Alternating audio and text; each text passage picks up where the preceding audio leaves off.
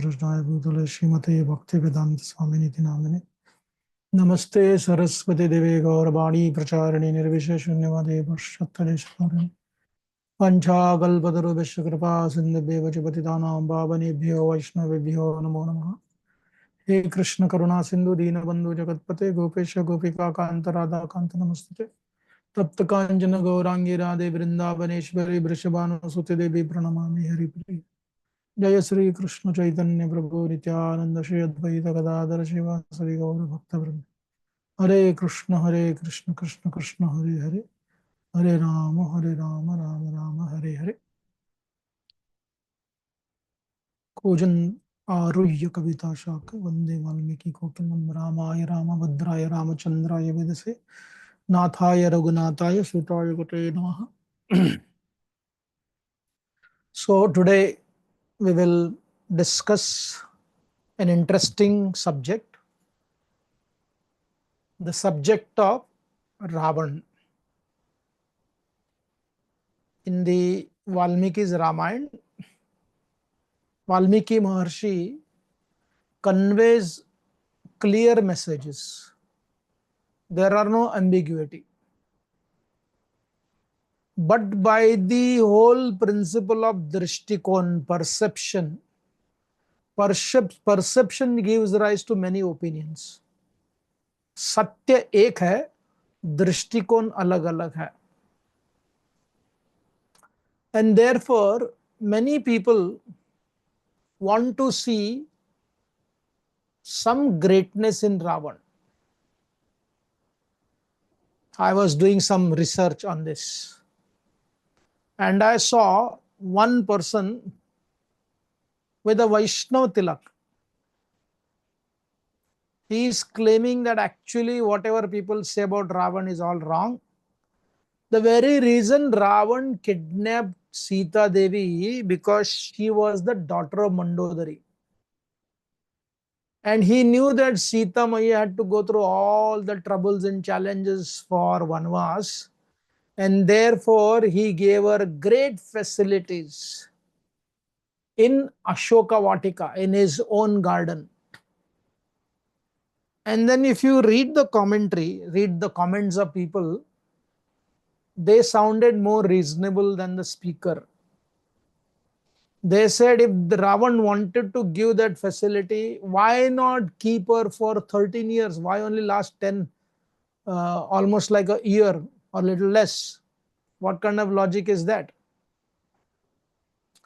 And again, there are some great scholars also, Tathakathit great scholars, changing the perception of Ramayana. Beautifully written in South India, in Kannada language. And this person explains, very respectable writer, he writes that, imagine Ravan kidnapped Sita Devi. After kidnapping Sita Devi, if he wanted to do harm to her, he would have done it. You don't hear anybody after kidnapping, if they're Rakshasas, protecting the Sheela of such a lady. He did not do, because Ravan is a Nari Sahodara. He was the brother of all women. Therefore, no harm took place to Sita Devi. This is another logic. Many years ago, there was a serial saying that Ravan ki Shakti dekhi parantu Bhakti nahi dekhi. Those are the captions. The title was different.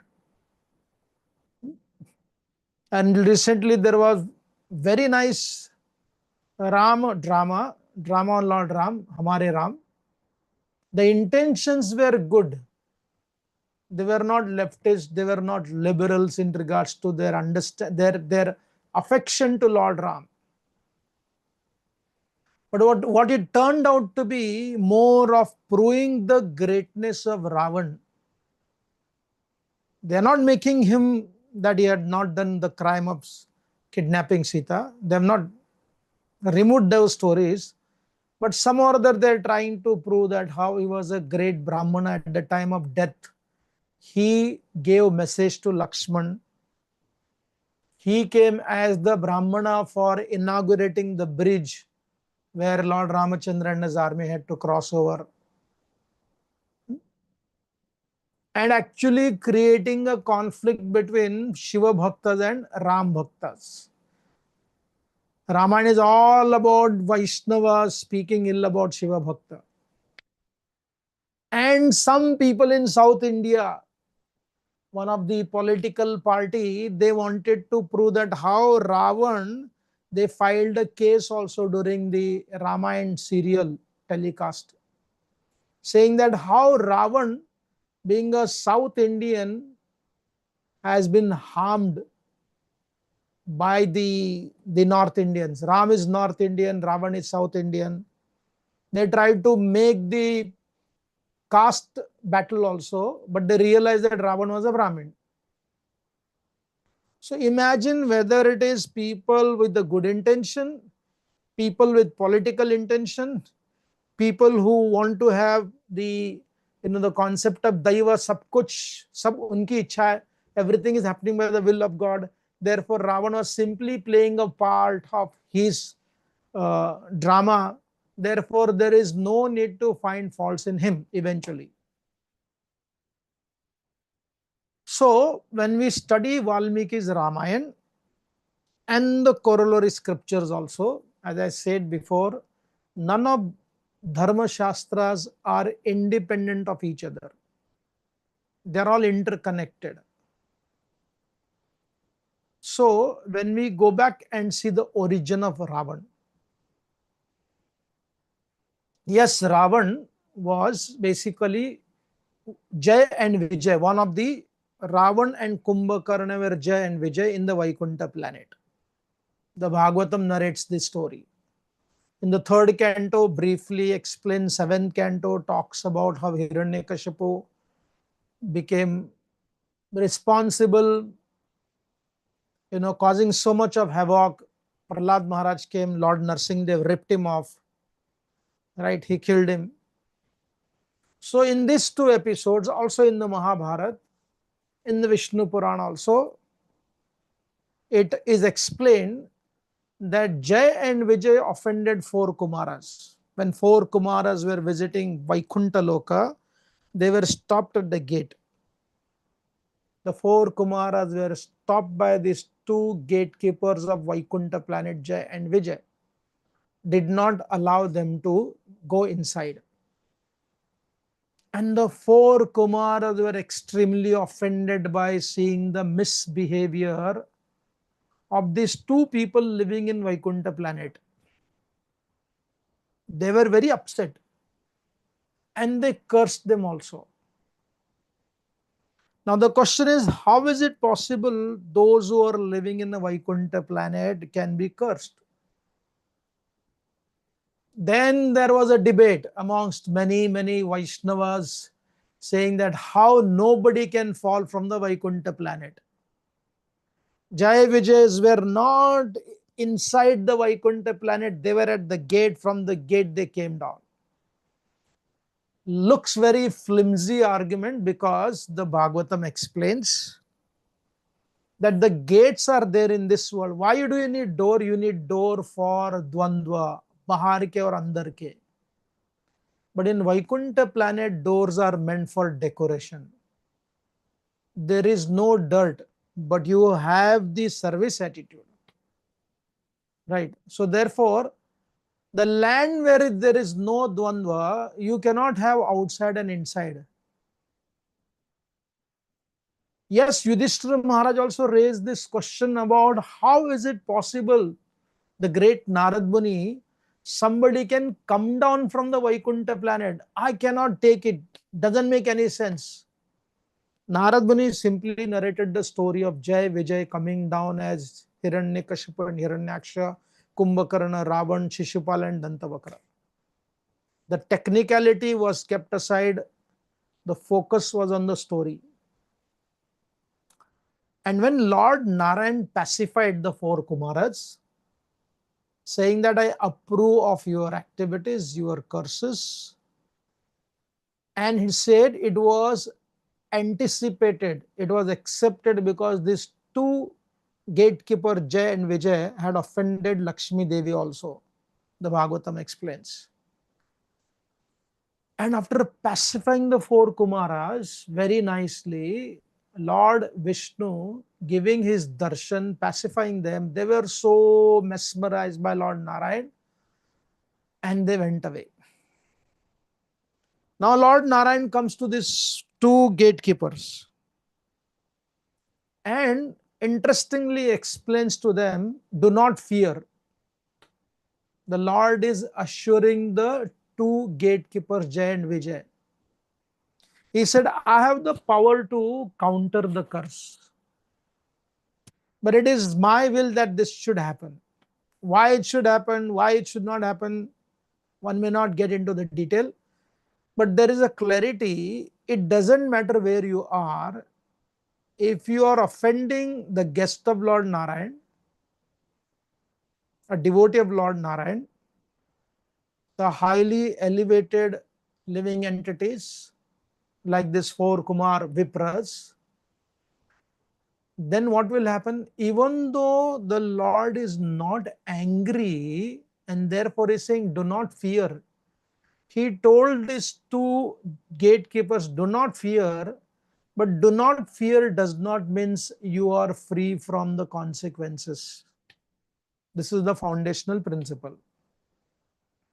The difference between a practicing spiritualist and an ordinary person, that he is fearful of his action, he is fearful of performing his action, he is fearful of consequences of his action, anxiety. And therefore, even the modern material world provides limitless resources in regards to artificial intelligence, right? Communication. You can talk to anybody from any place of the world. But what the world tells you, the mental health is one of the greatest tragedy in the modern world. Imagine, I have done this so many times looking into this. Still, I can't believe that every year in the US, more than 300 doctors commit suicide. I still feel it is a wrong news, but it has been seen from so many different websites I saw. क्योंकि इसको believe नहीं कर सकते हो. Imagine, whether it is educationalist, whether it is those who are practicing spirituality, whether it is those who are teaching education field, the disease of anxiety, mental anxiety has gone so far we can't even imagine. So such people, the resources do not make them fearless.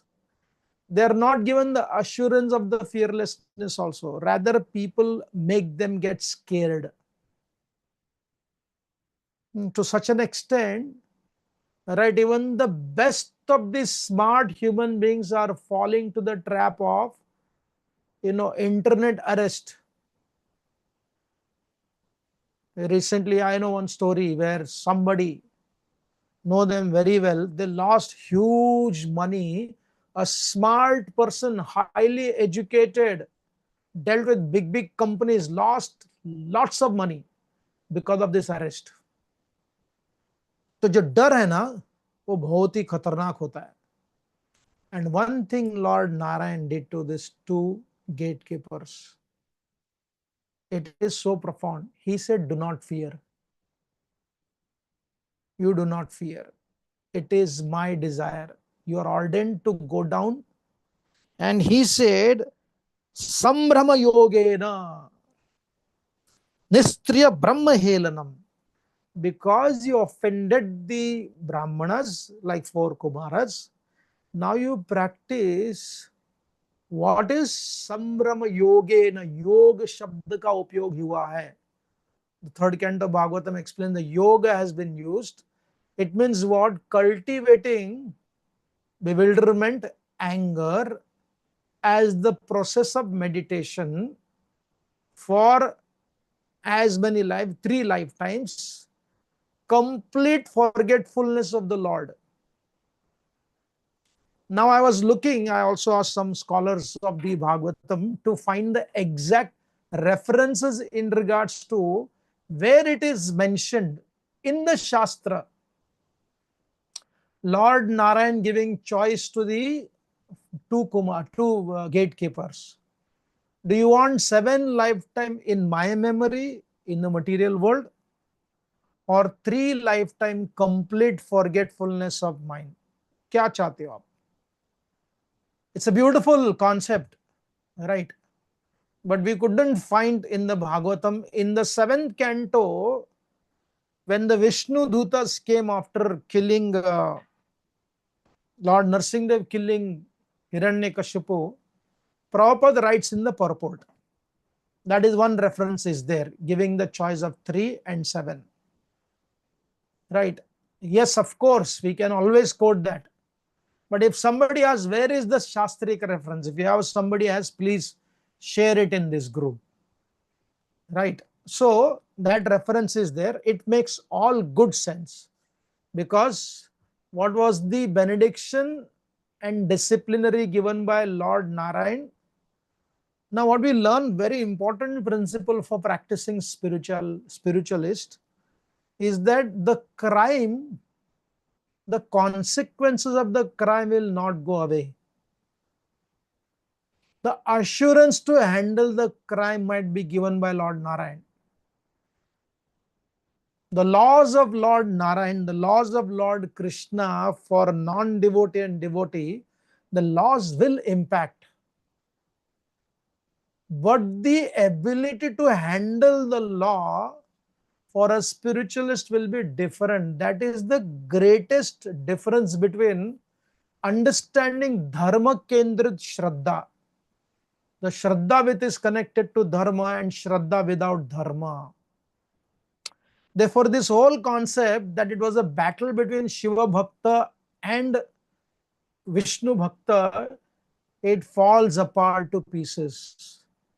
Because Lord Shiva will not be blind to his devotee who is committing obnoxious activities and stand by him and fight for him. Not possible.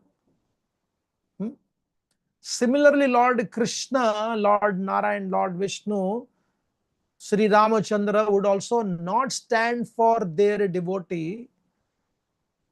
Lord Narayan mentioned here, I can do this, but I have the approval. It's a profound understanding. You have to experience the consequences. Therefore, the Vedas explain one of the core idea of Sanatan Dharma is the idea of karma theory. What is that karma theory? Kriya and phal will always be there. But as I said, the difference is a practicing bhakti yogi, or yogi for that matter, who believes in the concept of Ishvara, who takes shelter of Ishwar, he prays to have the capacity to handle the consequences, rather presenting and preaching there are no consequences. Very important to understand. So these two gatekeepers came down losing their luster. They lost their identity as Jaya and Vijaya. And they came down to this world. Now, another very significant point. Whether Ravana ever remembered, I am the Jaya and Vijay, my brother is Kumbhakarna is Vijay, and therefore we need to play this role of complete forgetfulness of Lord Ramachandra and Sita Devi, Lord Narayan and Lakshmi. We are playing this role. We need to do this, right? So therefore, sometime some authors do bring this idea. But again, the Bhagavatam proves in the 7th canto, when the Vishnu Dutas came and offered their prayers to Lord Narsingh, after Lord Narsingh had killed Hiranyakashipu, many devatas came, Gandharvas came, right? But the prayers of Vaikuntha Vaikuntha Vasis is very important. What is that? The Vaikuntha Vasis said, my dear Lord, you remembered their position. They did not remember. Right? In those part of the Bhagavatam, Prabhupada gives the commentary of Vishwanath Chakravarti Thakur also.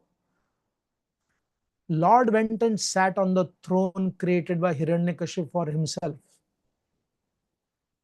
and indirectly accepting his seva, at the same time punishing for his crime.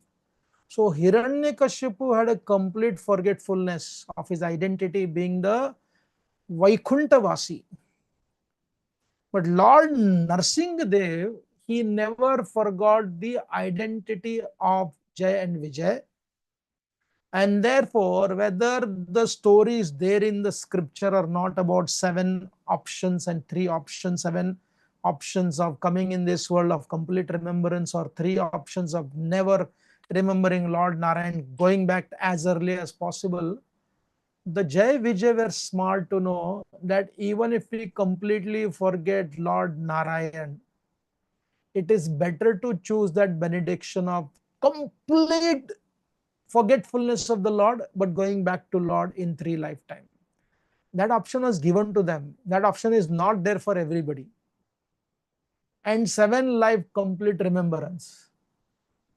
If Lord come and ask you, what do you want? You want my forgetfulness and all the resources, enjoyment, and 7 lifetime, 3 time lifetime complete bhoga without any remembrance, and 7 lifetime remembrance.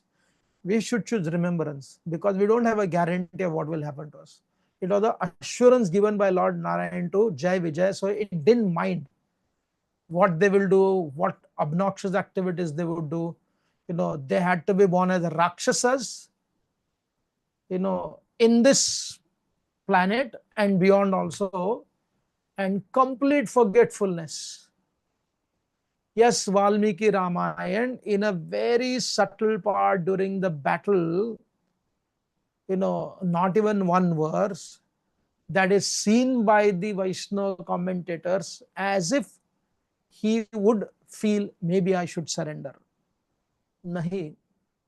If that half verse would have inspired him, then he should have been inspired by the speech of Sita Devi, the speech of Mandodari, the speech of his Nanaji, Malyavan, the speech of Vibhishana, speech of Marich, and the speech of Kumbhakarna also.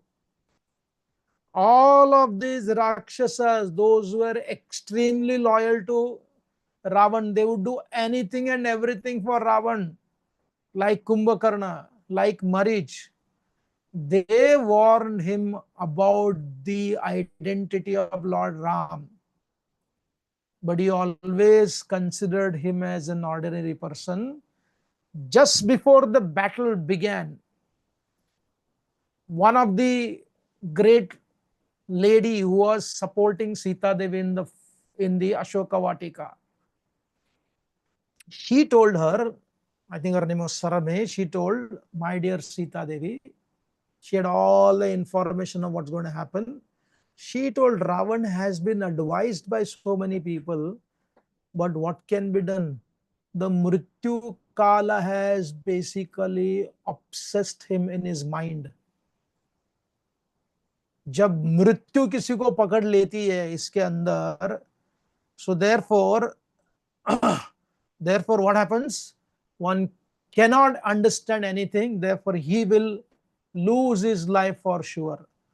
This Rakshasi gave that understanding also. So therefore, when you see Valmiki's Ramayana, Valmiki Maharshi wants to hide the identity of Ravan being Jaya and Vijay. Let that identity be kept aside, because Purushartha is happening. In Purushartha, living entity has to take good advice, but he might not take the advice. And the next question is raised.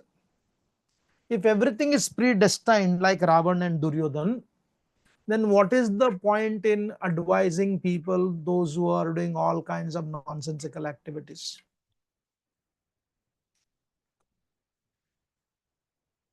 Why punish them?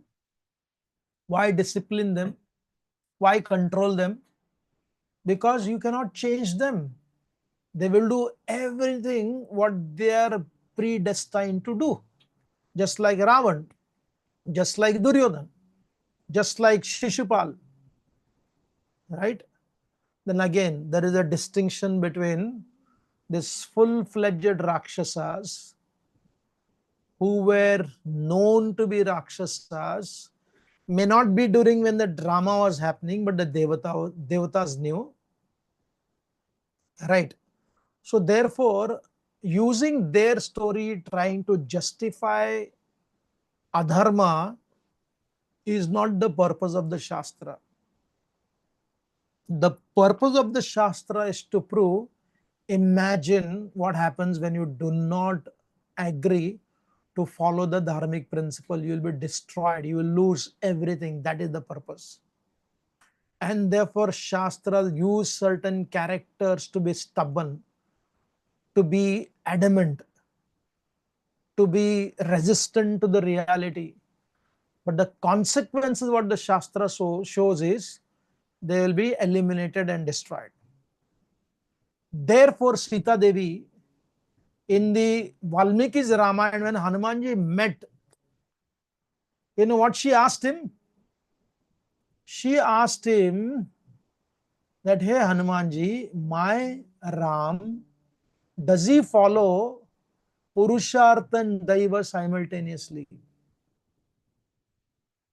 In the Bhagavad Gita, we read 18.14, there are 5 things for success. मंदिर में इधर उनका programme चल रहा है, ठीक है. So the point is, the 5 cause for success. The first is action, place of action, instrument of action, action itself, the involvement of the person who is performing the action. These are the 4 responsibility of the living entity. And 5th is Daiva. So the beauty of Sanatana Dharma, on the other hand, the Abrahamic faith gives greater emphasis on God's grace. And the Gnostic concept of Buddhistic philosophy gives importance to self-endeavor, because they don't believe in God. We don't need God for our perfection. But the Sanatana Dharma harmonizes the two, your prayas and God's prasad. And therefore, Ravana chose to defy every instruction came to him, good advice came to him. And what was the consequences? The consequences, he was destroyed. The purport is not that, generally that is what's going to happen. No, that is not the purport. The purport is the destruction happens. So if understanding with this principle, when we study the story of Ravan, it proves very clearly such a person cannot be an ardent devotee of Bhagwan Shivaji. Right? To be an ardent devotee of Shiva, one of the most important principle is that one has to practice Dharma. Now, Dharma in the real world is greater than Shraddha. No? So that is greater than Shraddha. Shraddha is greater in your private life. Faith is greater in your private life. But the judiciousness, the laws of universe are more prominent in the external world. It does not matter how great devotee one is, but when you go to the railway station, the laws of the passengers are equally applicable to you and someone who is not practicing spirituality. When you defy that law thinking that you are a devotee, you will be fined. You cannot say, I should not be fined because I'm a devotee. It doesn't work like that. Apply this logic to every aspect of life. Right? Take another example of Bhishma Dev, a great devotee, Mahajan, selfless, There is no personal agenda. Complete transparency. Right? There was nothing for himself, but he chose to fight on behalf of the Kauravas. And what happened to him? Krishna said, it doesn't matter. He, being my devotee, will be separately dealt with in a private place. But he, following the adharma, will be dealt in a public place. He will be harmed. He will be punished. You have to shoot arrows at Bhishma. Don't be angry and don't be upset. Right? आपको बाण चलाना है लेकिन उनके प्रति द्वेष नहीं करना है. सोचो, imagine, that is dharma yuddha. This is not jihad. This is not crusadership. In jihad and crusadership, you have a problem with my faith. You have a problem of me not submitting to God. In Dharma tradition, the concept of God is extremely generous.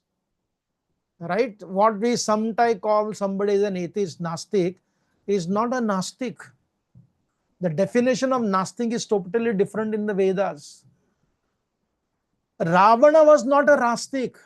Ravana was an Astik, but Rakshasa. So you can be Astik, but you can be Rakshasa also. He did Yagya. He certainly worshipped Lord Shiva. He got the benediction from Lord Shiva. But फिर भी उसकी राक्षसी वृत्ति गई नहीं.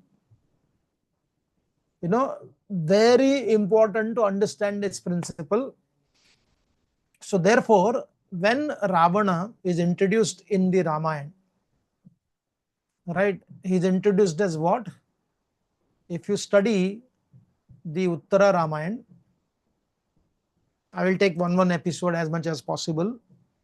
When Ravan, this was Mahaparshva, one of the minister, this Mahaparshva, after Kumbhakarna came, no, this was before the war, when he got to know that Lord Ram is going to wage a war against Ravana's army, and Kumbhakarna had just got up and he was invited. And what did Kumbhakarna do? Kumbhakarna blasted Ravan for kidnapping Sita Devi. He said, you can't do like this. He gave an example: when the Jamuna water flows and merges in the ocean, you can't expect that water to go back to Jamuna. So now you made this blunder without asking anybody, kidnapping Sita Devi. He said, what you have done is totally nonsense. You never asked us. You made this decision without asking us. It's unfair on your part. Kumbhakarna blasted him. Ravan was angry. But Kumbhakarna did not even care for Ravana's anger, because he was also Rakshas. Verbally, he defied Ravana, but egoistically he said, don't worry, whoever comes, Indra, Chandra, Vayu, Agni, I'll take care of them, I'll fight them, I'll fight for you. Ravana didn't care what was the belief of Kumbhakarna as long as he fights for me. Then this Mahaparshva, one of the ministers, imagine he is there with everyone. He asked this question to Ravan. He says, my dear Ravan, you are almost like an Ishwar. Right? He said, and he basically considers Sita Devi as an object of his gratification, Ravana's gratification. Now, Valmiki Maharshi, because he's speaking in Sanskrit language, you know, he's refined, but the connotation is very clear. The Mahaparshva, being a Rakshasa, he used the language which cannot be repeated about Sita Devi. Basically, he asked her to be exploited by Ravan. And the great Nari Sahodar, the great Ravan who had given shelter to Mother Sita Devi because she was, Mandodari's daughter. Imagine how far the story is taken away just to see good in Ravan in a wrong way. We will come to that. We have the process of seeing good which is based on the Vedas only, but not this way. Right? So this Ravana, in the public place, he told Mahaparshva, yes, I agree with you. I could have done that. But one day what happened, when I was in the heavens, I exploited Punjika Stali Apsara. This is not in Uttar Ramayana. This is in the Valmiki Ramayana's Yuddha Kand only. So nobody can say, "Arey, to prakshipta hai, bahar se aaya hua hai." He said, I would have done it. But I've been cursed. If I force somebody, then my head will split into 100 parts. Therefore, I do not touch her. He said a secret मैंने किसी को बताया नहीं था. I had not narrated this story. Now imagine, this is Ravan. How in the world Bhagwan Shivaji will glorify him as my devotee? Lord Shiva, yes, he is Ashutosh. Just like Lord Narayan told these two gatekeepers, do not fear. But the consequences were not minimized. Lord Shiva may pray, but he will not interfere into the activities, the punishment which you deserve. So therefore he went to Lord Shiva for asking something, not to serve Bhagwan Shivji. ये अंतर बहुत ही महत्वपूर्ण है. Mahaparshva asked him, and Ravan himself is giving answer. It is not somebody else is speaking about this. Ravan himself said, I would have done it, but because I've been cursed. Then in the Uttar Ramayana, Ravan basically forced Ramba. And his whole understanding, if you study, Ravan, when he saw young men, he would tell them, you know what, you have youthfulness. Why are you wasting your youthfulness? And I have all the resources for you to enjoy. He forced Ramba. And she broke down. And when Kubera came and saw this, he cursed Ravan the same thing. You cannot touch. If you do it, you will be split into hundreds of parts. No? So that is Ravan, who was cursed by Lord Narayan to develop the quality of Kama and Krodha to such an extent. And when the Kama and Krodha is there, what does it do? The Smritir Pranashyati, the Smriti, the Buddhi Nashat Pranashyati, Buddhi Nasht ho hi jata hai. Are, even in a small conflict between your friends and your family members, right, with our friends, what does it do? When there is a heightened anger, the memory is lost. When the memory is lost, imagine in India, an ordinary woman, because of drug addiction, she killed her own husband. It happened in the Meerut. They put that body crushed into many parts and put it in the wet cement so that nobody can recognize. Socho, imagine how one can do this. If you go back 15 years, you may say, how is it possible? We knew her. She could not do like this. So that is the power of these forces. They can make them do. And here Ravan was basically ordered to do. Because of his own activities only. The four Kumaras cursed him. And Lord Vishnu wanted to use this. He did not curse them to enjoy. They cursed so that the Lord Narayan took this opportunity. Okay, let me fight in such a way that nobody can fight me unless they are extremely good. The nastiness showed by Ravan, Kumbhakarna, Hiranyakashipu, Hiranyaksha is not designed by God. Sometimes people are, अरे भगवान राम कृष्ण को लीला करने के लिए इतना सारा हिंसा करना पड़ा. नहीं. The activities performed by Hiranyakashipu and Hiranyaksha were their own doing. Right? Dealing with them with valor was Lord Narayan's doing. Not that for the pastime sake he created all this violence. That doesn't sound very good. Right? So therefore, Ravana proves here, and this very Ravan, right, one of the great kings of Ayodhya, Anaranya, he was part of the Raghukul. When Ravana was going from place to place conquering different kings, he came to Anaranya, the Ayodhya king.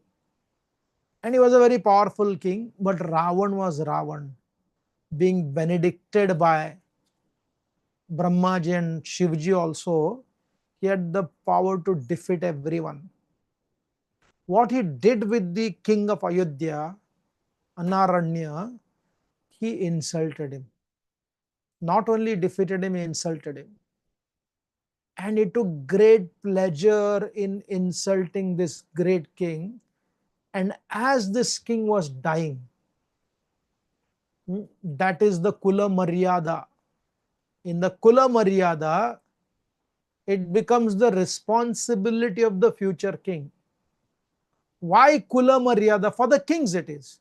Not for the wrong reason, for the right reason. When the Kula Maryada is revived, it only benefits the citizen. So while dying, Anaranya had told, you Ravan, you have such an arrogance.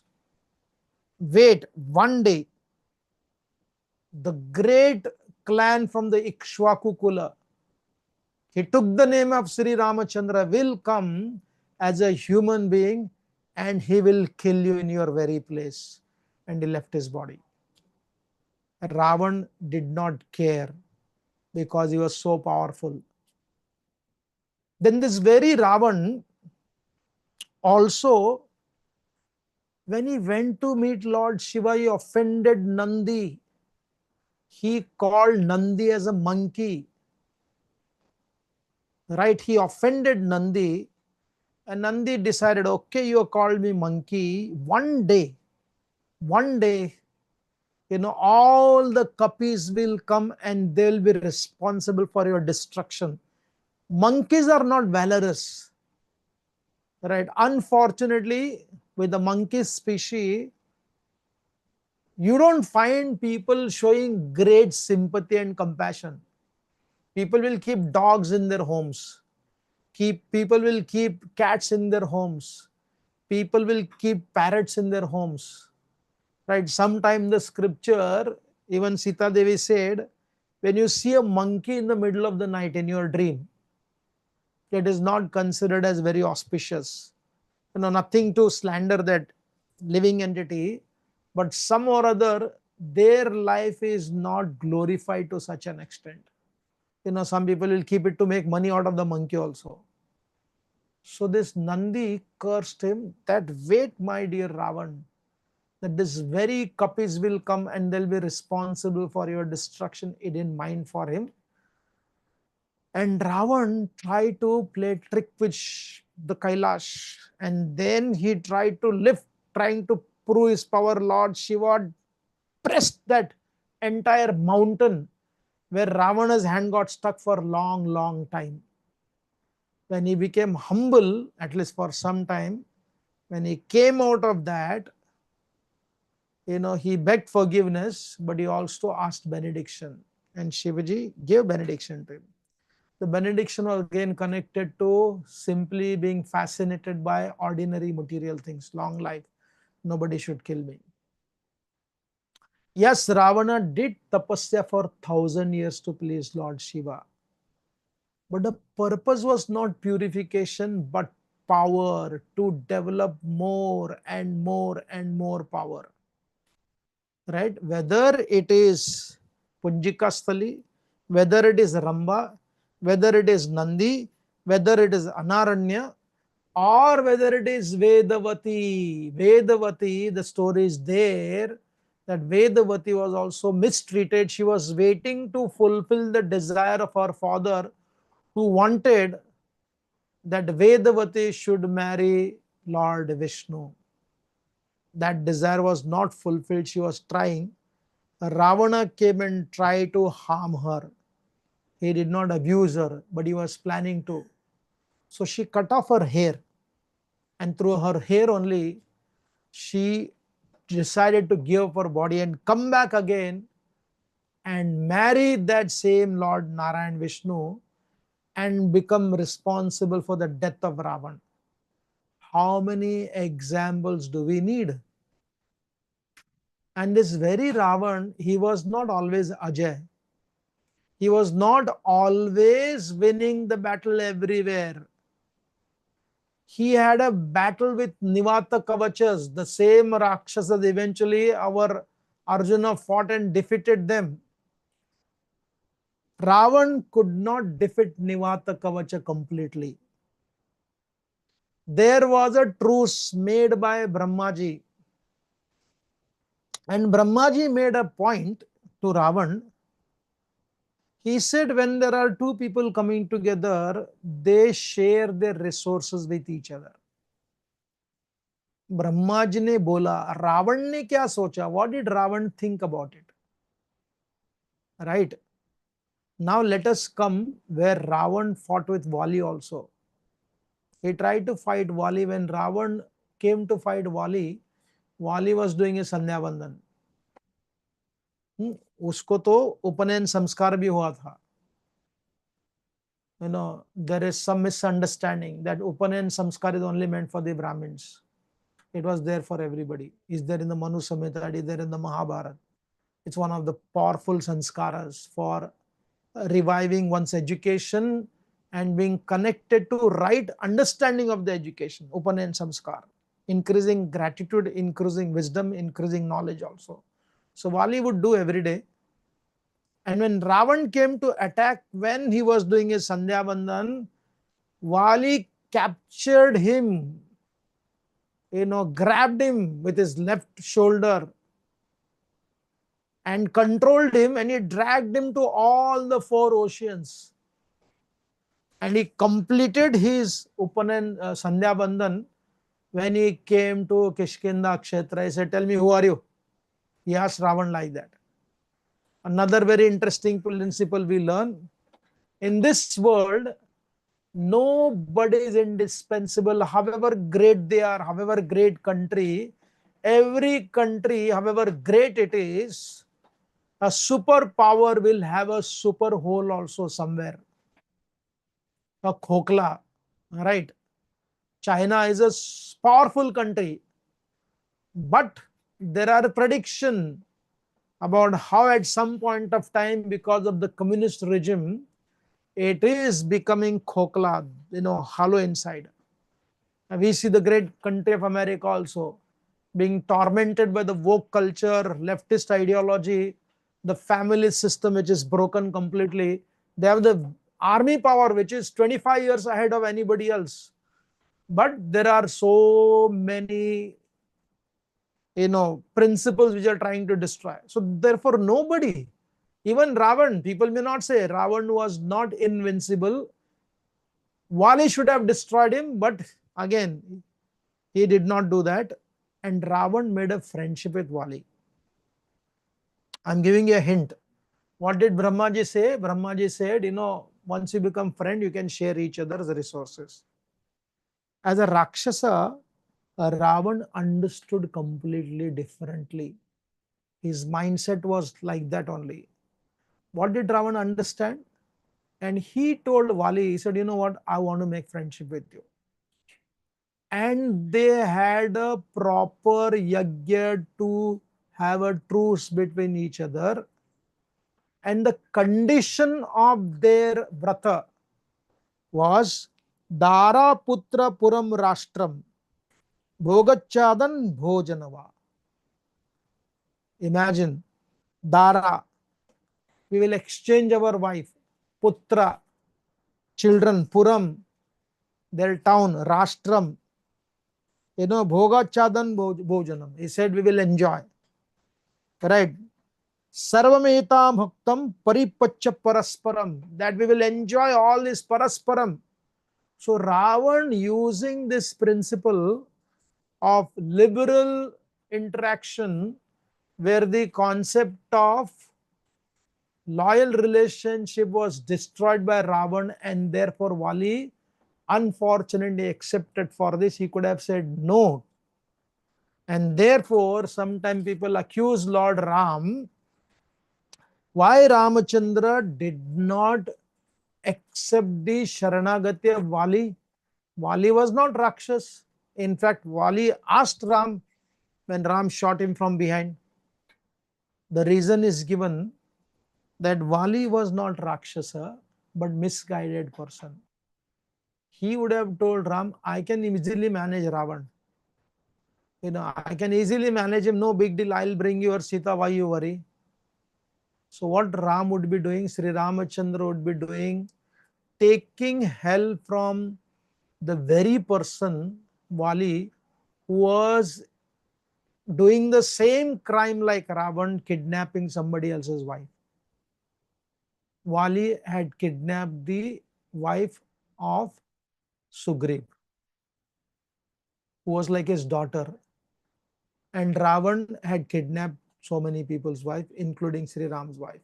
So how can you take help from one person and then do the other things? And the question might be raised, okay, that is makes sense. Then how did Sugriva marry his older brother's wife, who's supposed to be like a mother, Tara? Right? Valmiki Maharishi mentions that. Lakshman meets her when Lakshman comes to meet with Sugriva. How is it possible then? How did Ram agree to take help from Sugriv, who chose to marry brother's wife only? And I have heard, I have not read that part of Kamba Ramayana, but I've heard from some experts. Kamba Ramayana and Tulsi Ramayana doesn't mention the story of Sugriv marrying Tara. Somebody has to reconfirm that. But the beauty of Valmiki Ramayana and the beauty of Lord Ramachandra, right? When you study the moralities, the value systems, foundationally they are same, one and the same, right? They don't change. But the application sometimes changes. What is the principle of women? That it is the responsibility of the society, being abla, they should be protected, not controlled, they should be protected. उनको सुरक्षा देनी है, उनका नियंत्रण नहीं करना है.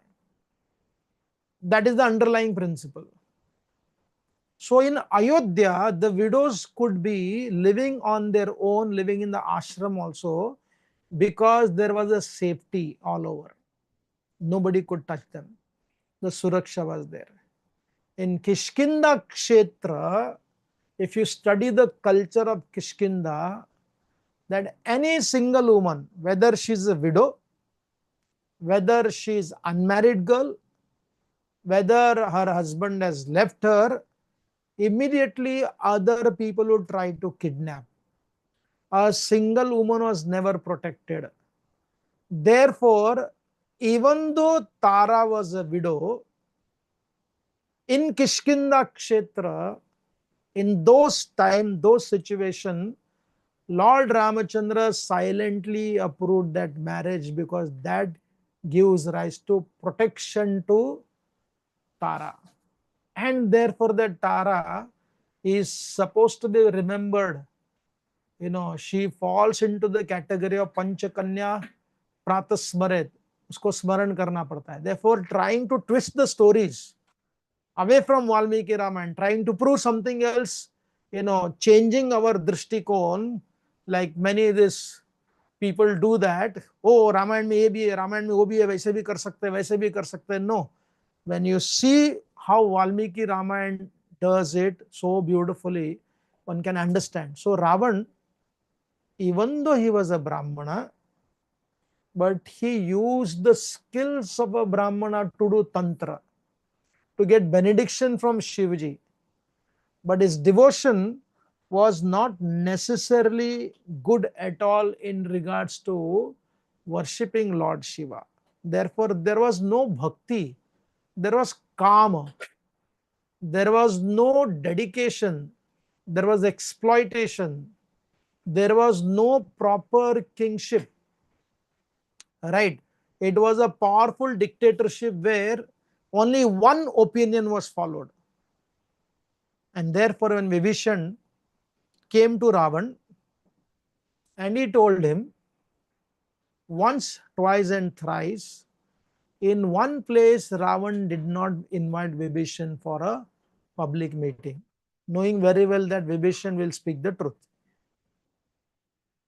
Right? When he was not invited, eventually he came down and he gave all the ill omen what's happening in Lanka after Ravan has kidnapped Sita Devi. Nobody ever came here, but Hanumanji came. He burned entire Lanka, and therefore imagine how powerful his master must be. Ram is not ordinary. So therefore, I suggest to you, rather than listening to those people who are simply misguiding you about your power, you cannot match the power of Ram. It is better for you to hand over Sita Devi with all the gifts and all the facilities. Give Mother Sita back to Ramachandra. And the son of Ravan, Indrajit, he was full of, nepo kid, right? Having no sensitivity around his surrounding, full of ego. Indrajit, unfortunately, was little successful. Successful, and the power received from the father. We see many times politicians' children, driving and killing people, right? Occupying the position when they don't deserve, right? And nobody speaks about that. So no politician, it doesn't matter from the which party, they do not have a critical thinking, unfortunately, right? If you read Ayodhya, if you read Kishkinda, if you read Dwarka, they always had people to give blunt, truthful, transparent analysis for the progress of their country and the refinedness of the king. जिस राज्य में उस प्रकार निंदा करने वाले बहुत होते हैं, right? The political party criticize each other vehemently without any concept of, okay, these are the good things, these are the bad things. It's a very sad. Democracy basically is one of the most dangerous system, but there is no better system at this time, right?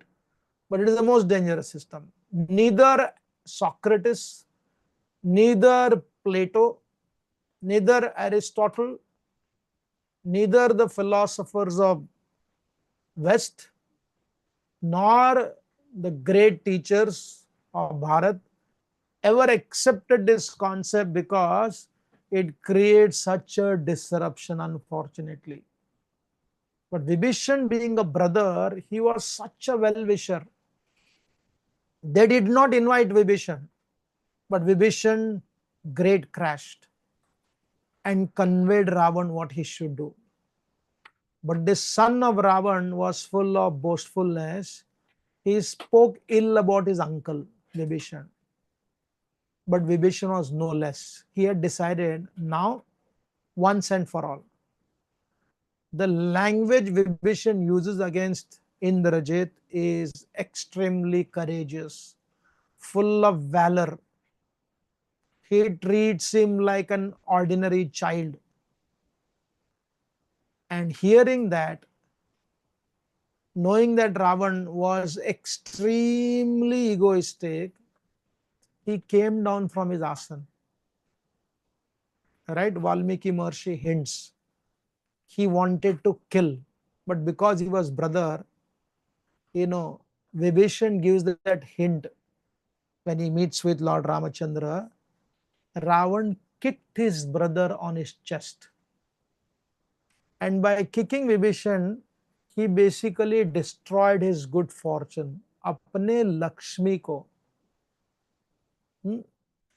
यहाँ देवी की बात नहीं कर रहे, his prosperity, his resources, he came down to kick.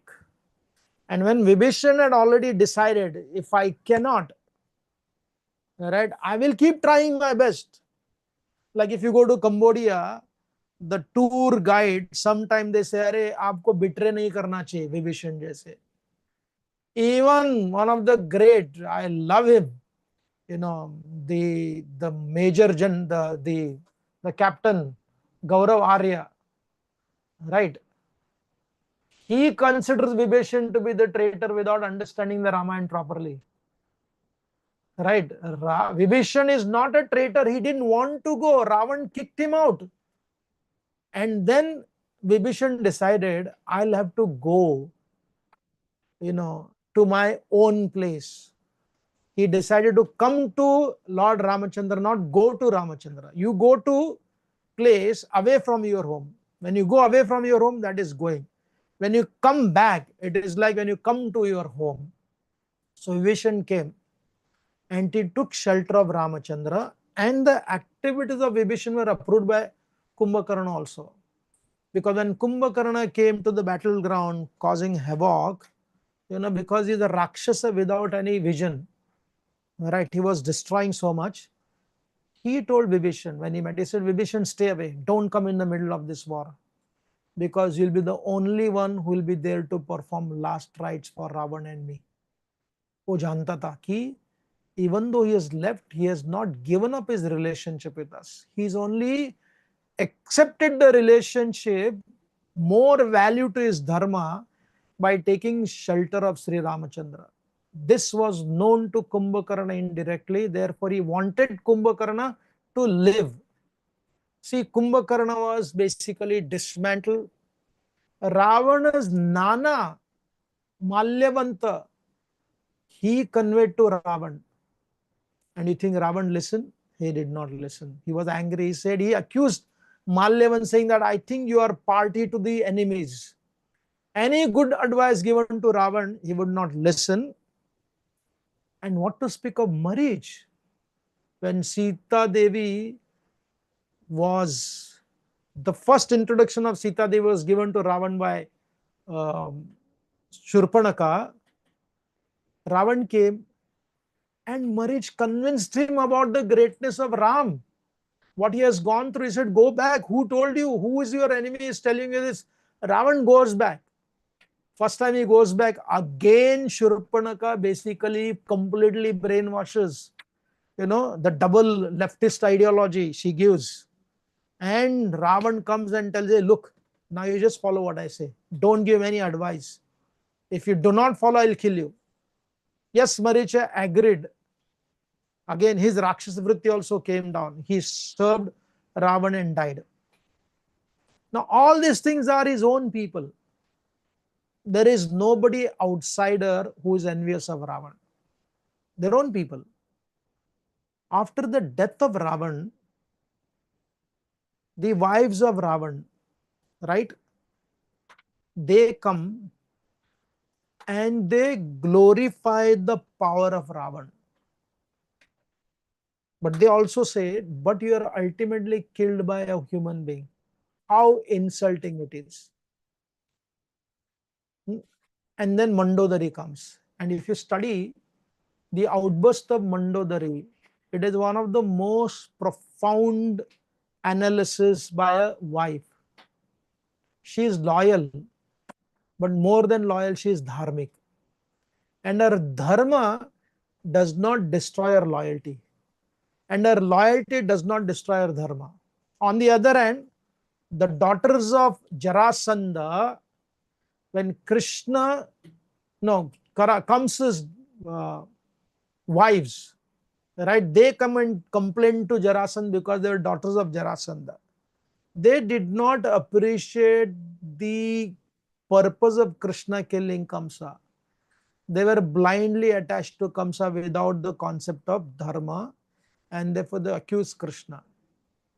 But Mandodari, the beauty of Mandodari, she stands so high compared to Gandhari.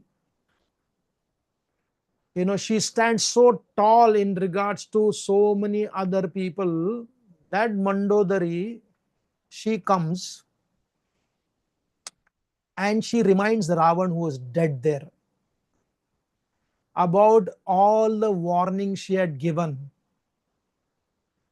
From where? Beginning from the 14,000 Rakshasas. How is it possible, Ravan, that this man, if you call him as a human being, killed 14,000 Rakshasas easily? You should have known then only that he is not ordinary. He is not ordinary human being. He is not even Devata. Hanumanji, she said, imagine how alert, how politically so strong Mandodari was. She was not just a nice wife, but she knew the situation. He said, who in the world? She's crying, weeping tears, missing Ravan. Who in the world, my dear Ravan, could ever penetrate the impenetrable Lanka? But this one Kapi came and destroyed. You should have understood. And she says, you have been killed not by the arrows of Ram, but you offended Sita Devi. Mandodari was not envious of Sita Devi as some people portray. She said, she is not ordinary.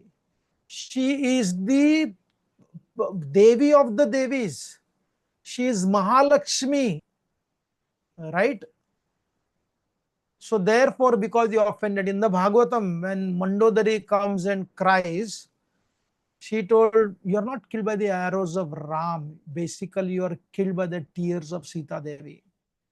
And that Mandodari, very rare in the Valmiki's Ramayana, because that is the purpose of Valmiki's Ramayana, to show how Sri Ramachandra is the most hard-working human being, always evolving himself more and more, showing the human potential as we discussed. Right? What does Mandodari say? One of the greatest character in the Shastra. She says, Mahayogi Paramatma Sanatana, Anadimadya Nignato Mahat Parama Mahan,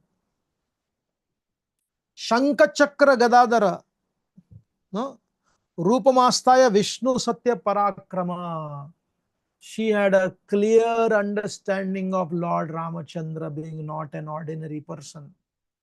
And therefore, some of the commentators mention two people, Mandodari and Tara, actually had the vision of Lord Ramachandra as the supreme Narayan. Because in their heart, they were not envious of Sita Devi. They worshipped Sita Devi. Mandodari had no interest in being, envious of Sita Devi. She worshipped her. She knew that she's a Lakshmi. She said, my dear Ravan, even after all this, you did not change. Right? There are not one incidents. There is not two. There are not three. There are multiple.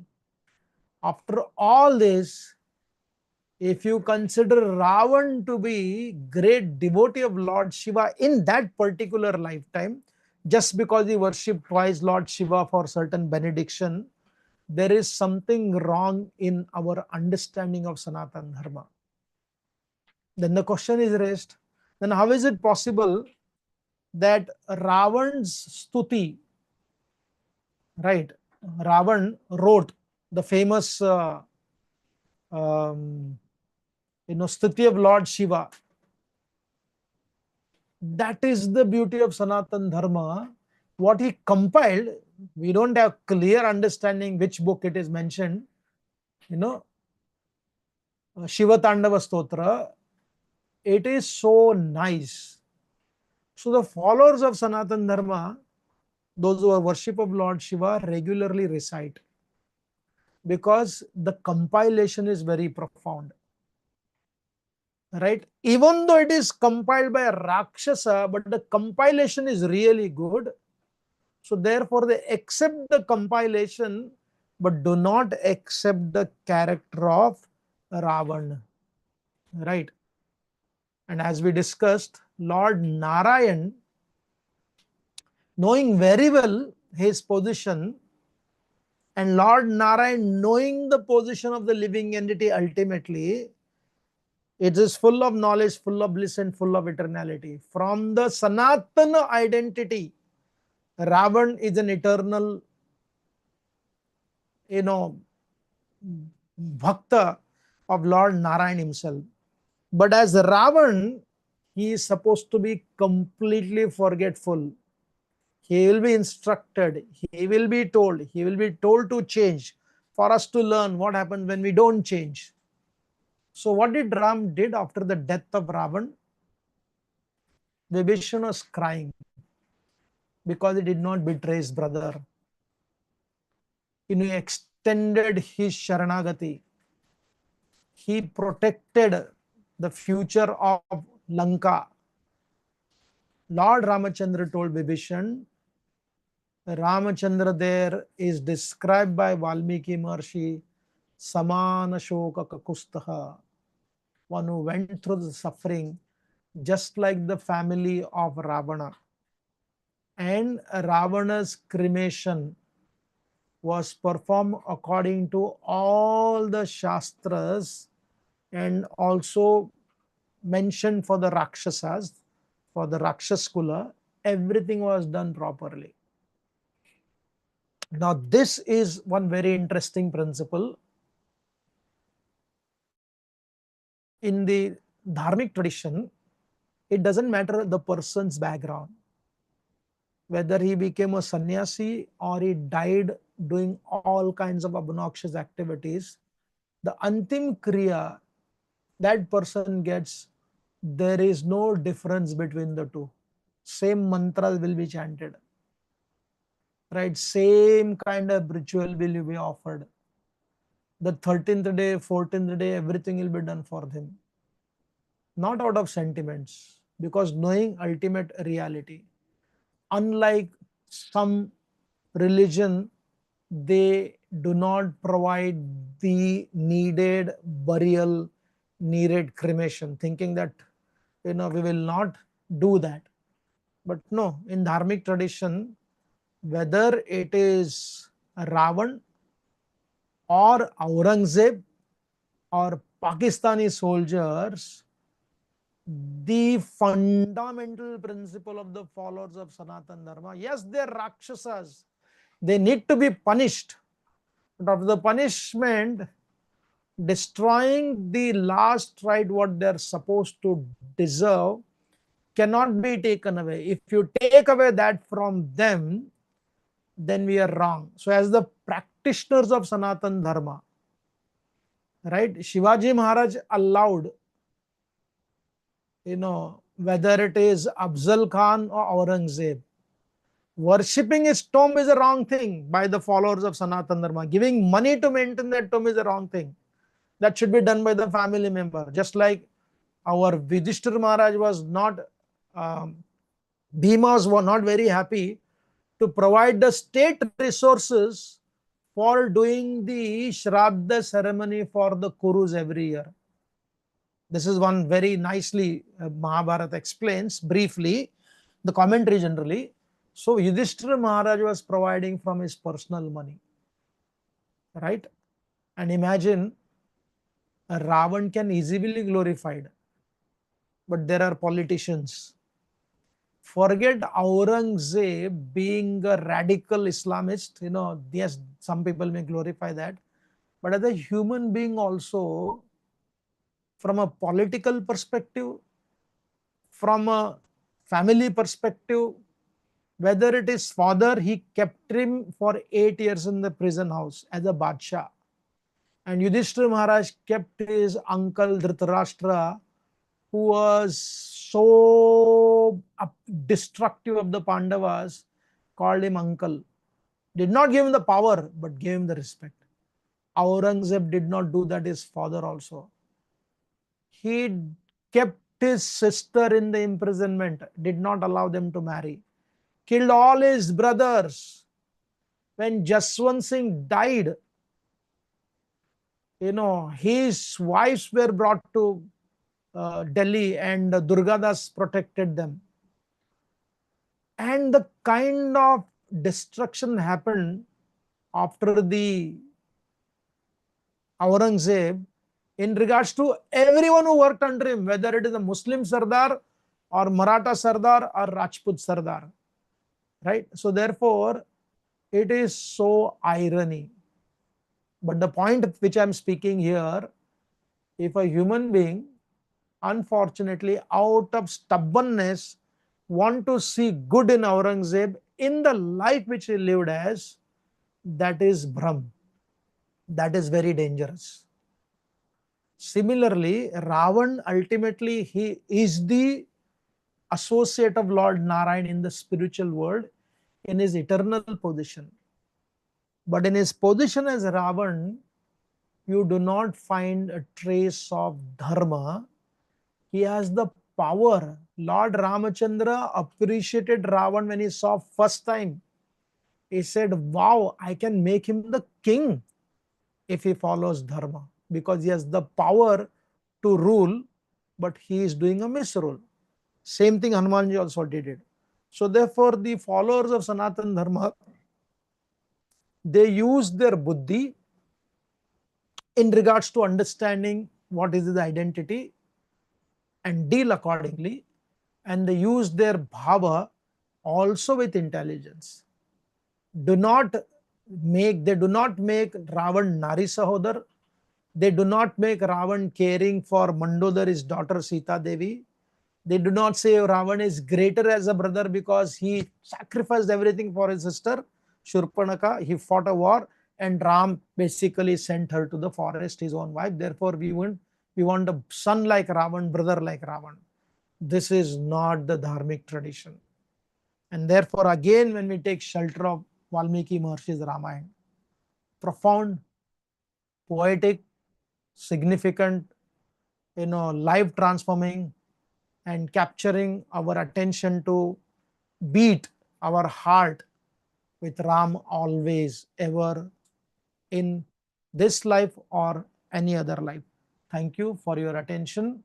And tomorrow we will study Sri Ram, political, spiritual, social, what is his identity, how do we understand him in our day-to-day life. Thank you. Any questions or comments? Yeah, there are questions here.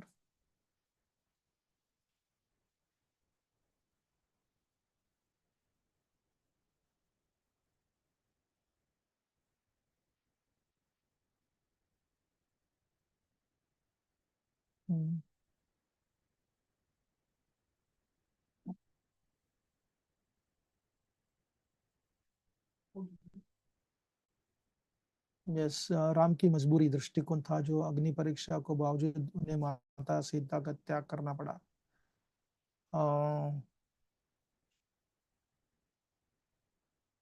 So basically यहाँ the question is about the Sita's sending her to, I never say abandon, always avoid consciously, sending her to Valmiki Maharshi's ashram. We discussed that on the first day. If you have attended the first day, second day, avatar and kingdom, where the avatar is the harmony between divinity and humanness. So Lord Ramachandra being Vishnu himself, but coming as the king, his role as a king supersedes his role as a husband for a king. But an ordinary person, the priority is his family, not the priority is his position, right? And therefore, when you study carefully, like one point I missed to say, in Valmiki's Ramayana, when we discuss Ravan, Ravan is the control freak, right? So when Ravan is control freak and is asking that, friendship with Vali, sharing with each other, right? If you study consciously, all our young children, for whatever reason, they are defying the concept of institution of marriage. So when they defy the concept of institution of marriage, responsibility of the family, rather than looking for resources from the family, I saw somebody saying, imagine the court sometime passes the law somebody who came to your home and broke the marriage within 3 years get 4.5 crore rupees. And the parents cannot ask for 20,000 rupees per month from very son whom they have given so much of education. So what does this do? This makes people to lose an impetus for having meaningful relationships. You don't see your father and mother as the father and mother, but burdensome. You don't see your husband for a meaningful relationship, but trying to get as much as possible alimony. There could be a reaction because people ask for dowry, right? You see a woman as supposed to provide so much of dowry. So all this human frailties, problematic situation, what does it do? It makes people to live for oneself. And when you become a consumer, your dependence on the multinational companies, political system, right? And organization, whether it is religious organization or social organization, become much greater than your own small family. Right? It is like making Banasur out of system. Lord Krishna destroyed 999 hands of Banasur. What does Banasur represent? Banasur represent concentration of resources in one place. Right? The whole global village, these are all very profound concepts. Therefore, one of the beauty of Sanatan Dharma is to empower living entity. Make them resourceful with dharma so that your dependence on others become less and less, but your contribution towards other increases more and more. Therefore, nishkama karma. But when you only become self-empowered without dharma, what happens? I don't care for, it's not about taking responsibility of anybody. When I am for myself. Why should I do anything for my father? He has his own money. Why should I do anything for my husband or wife? Why should I do? They start living an individual. When you start living individual, you become not strong, you become a consumer. You become an ordinary consumer. For everything, you need facility because you have eliminated people. And that is what Lord Ramachandra came to destroy. The Ravan was basically, dictator of the highest order to such a system that in Ravan's Lanka, even a mosquito could not come inside without the system's permission. That is not a great system to live in, right? Where a human being should have the facility, responsibility and refinedness to choose. When I want to go and live in Bangalore, I want to go in Chennai. The original Bharat, people could travel anywhere and everywhere. They were not hackled. Right, we see in Maharashtra, some people are saying, Marathi bolat nahi, Marathala. In Karnataka, people say, you don't speak Kannada, beat him up. Even though their own children don't know how to read and write. Right. So therefore, all these systems are basically promoting Ravan's dictatorship. But Dharmic tradition is all about giving empowerment, and therefore Sita Devi, do not see Sita Devi from your personal modern perspective. She is not abla in regards to being self-sufficient. She is abla in regards to relationship with Lord Ram. Right? She had great love for Ram and she knew that Ram is the king, so is forced to do it for some time. She did not question him. She cried for Ram's association, but she did not question Ram's integrity. She in fact told Lakshman, tell Ram that I am with him. He should not be upset with the Ayodhya Vasis. So therefore, rather than seeing Sita Devi as weak, unprotected, in all conditions she was protected. The pain was not being with Ram. Fear of non-protection was never there because Valmiki Maharshi's ashram was as powerful as Ram's Ayodhya in fact one notch higher, because it is Valmiki's ashram, and therefore Lavakush, they came from there not as a victim child, not a traumatized child, rather powerful kings establishing after Ayodhya submerged.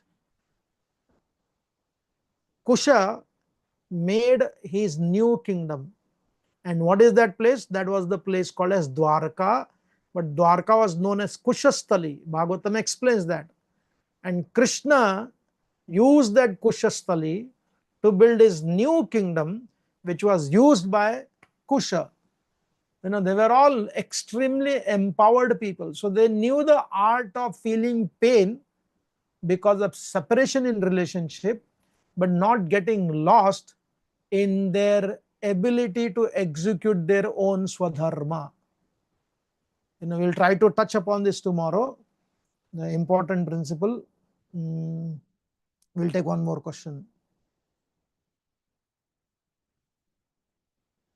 Hare Krishna. Prabhuji, no doubt Ravana was demonic. So why Ram performed prayashit for killing Brahman? Or is the false story having no connection with history? Valmiki Maharshi doesn't mention this story. The Sthala Puran, when you go to Rameshwaram, this story is there.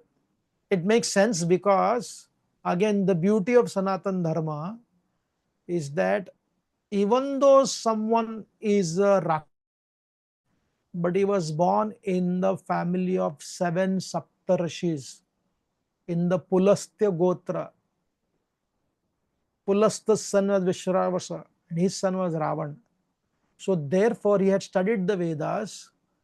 The crime is not forgiven because he was born in that Pulastya Gotra. But after the punishment was done, Lord Ramchandra respected the tradition of the Gotra Rishi. Like our Yudhishthira Maharaj, he punished Dhritarashtra's son. After punishing the Dhritarashtra's son, they deserve death penalty. What does Krishna do? He has the courage. Imagine, Krishna comes to Hastinapur, meets Dhritarashtra and Gandhari. It is very, very difficult after you have killed someone for the right reason, judiciously only, but still you don't want to go to their family because it is very painful. But Krishna had the courage to come there, pacified them. Then he goes back to the Pandavas. And nobody says, Bhima doesn't, I don't want to come. Why should I come there? They have done so much. The punishment was judicious. But coming back to them to ask, you are going through this painful, allow them to release their emotions. This is so profound, right? Therefore, it is not a wrong story, but that is not there in the Valmiki's Ramayana. Thank you. So we'll stop here and meet tomorrow at 7 o'clock.